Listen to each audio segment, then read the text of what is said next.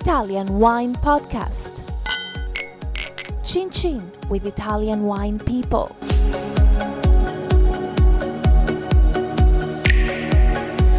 Hello, this is the Italian Wine Podcast. My name is Monty Waldin. Today's guest is Marco Lazzaroni. Marco is a professional rugby player. What's the name of your team?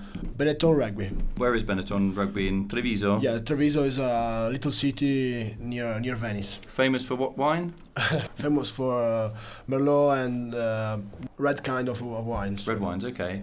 So just tell me a little bit about how did you play rugby right from when you were a little kid? When I was young, I started playing rugby at 10, 11 years old. So it's quite late, isn't it? Yeah, is it? But since I'm a big guy... yeah, how tall are you? I'm 192. Right. And how much do you weigh? About 115. So it was easier for a big guy to start playing rugby, and yeah. But you look to me. You got a lovely smile, and you're like a gentle giant. Yeah. On the field of play, you a quiet player, a noisy player. I'm a gentleman, just away from the field. Okay. Okay.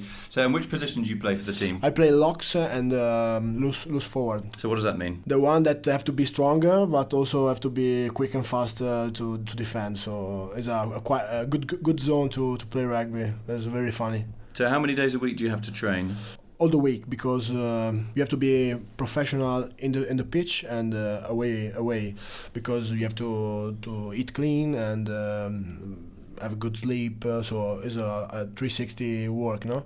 So you're allowed to have a glass of wine during the week or not? Yes, I do. So what is how many days before a game do you I guess you're just drinking a lot of water and absolutely no alcohol? No. We say that after the match, all is allowed. Everything is allowed. Yeah. But in the holiday, and now I'm attending a sommelier course, so of course I have to taste some wine. Luckily. What do your fellow players think about your? Do any other players in your team have passion outside wine? Maybe somebody loves stamp collecting or watching birds, or. I have to say that for Italian, the passion of wines is strong. A lot of players that. Play with me, we can say loves wine, no? But we have not a lot of free time to spend, to dedicate to your passion. So. But you're studying to become a sommelier, is that correct? Yeah. So did you do that in the evenings? Yeah, in the evenings. And is it like courses, or do you do it on your own? No, it's a course and with the AIS, yeah. Which is the Association of International Sommeliers. Yeah. And is on Monday evening. So what do you do? Blind tastings, or is it just lessons? No, it's part of lesson. And then the final session is a tasting, wine tasting. Are you a good blind taster? Yeah. Yeah? Yeah. Can you do Yeah, but just couple of times, not a lot. What are your favourite wines? Do you go for, you're a big guy, right? Do you go for like these big wines like Brunello, or do you go for something a little bit more delicate like a Soave or something like that? No, yeah. I like strong wine, so basically I prefer red wines. Right. But I love champagne. I really, really love, and because also my father, then is why I love wine, because he used to work a lot, and I used to be away from home a lot. So when I get home, I love to stay with my father and talking, having a glass of good wine. And so when you say champagne, do you mean like sparkling wine, or do you mean actually French champagne? No, I mean champagne is from France. From France. Yeah. Okay, well you're gonna get it. Yeah. Okay. So what? Do you like prosecco though? Yeah, I like, because it's a funny wine. It's good to be together and have a glass. Wine, yeah.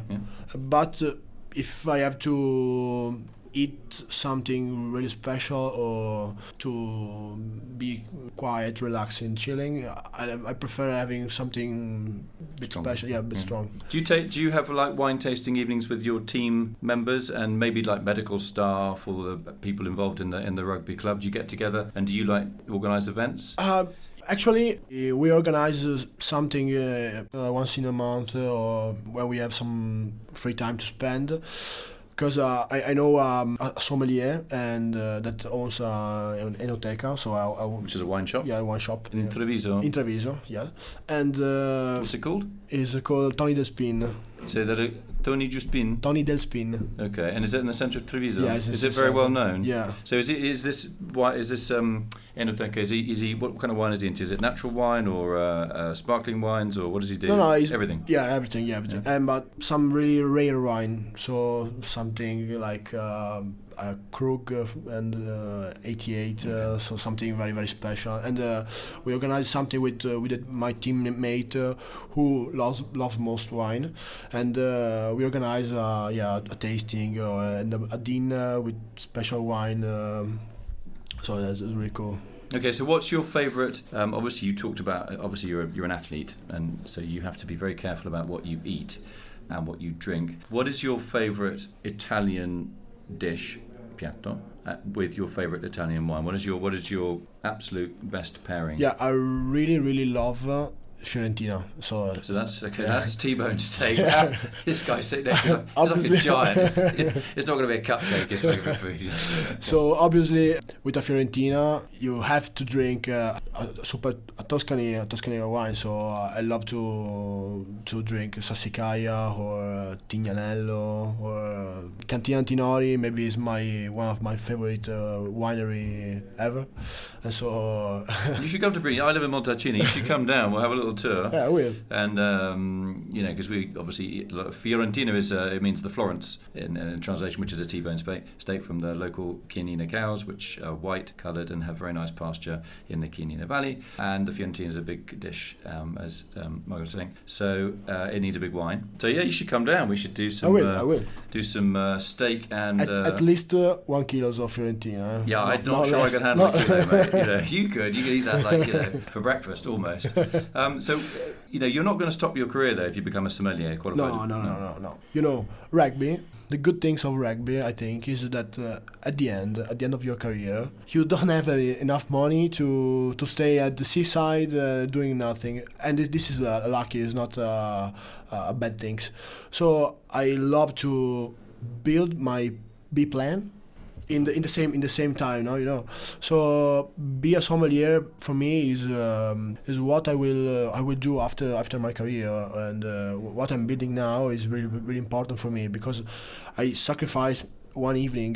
That's for me is a lot because I go sleeping like at midnight or 1 o'clock, and the day after I have to train hard.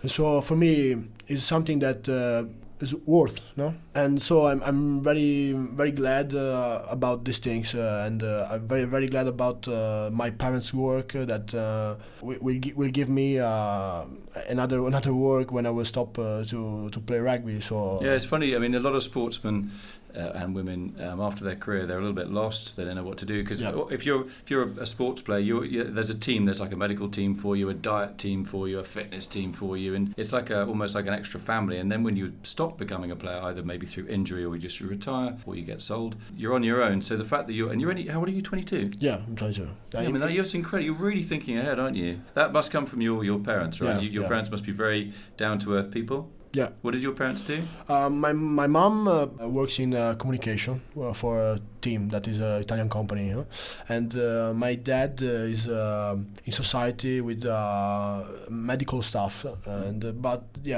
My family is very humble, and Do you have any brothers and sisters? Yeah, just one, 7 years older. Then he's an engineer.